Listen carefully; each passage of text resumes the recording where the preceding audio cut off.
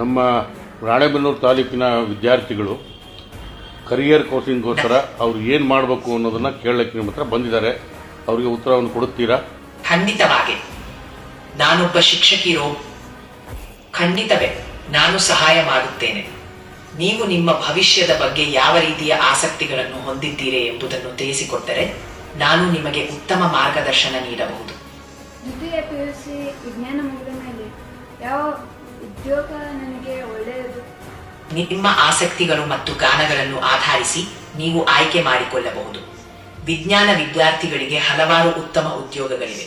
ಉದಾಹರಣೆಗೆ ತಂತ್ರಜ್ಞಾನ ಕ್ಷೇತ್ರದಲ್ಲಿ ಇಂಜಿನಿಯರಿಂಗ್, ವೈದ್ಯಕೀಯ ಕ್ಷೇತ್ರದಲ್ಲಿ ಡಾಕ್ಟರ್ ಅಥವಾ ಸಂಶೋಧಕರು, ಪರಿಸರ ವಿಜ್ಞಾನಿಗಳು ಅಥವಾ ಮಾಹಿತಿಯ ತಂತ್ರಜ್ಞಾನ ತಜ್ಞರು. मैं फिलहाल में BA फाइनल ईयर में हूँ. क्या मैं क्या कर सकती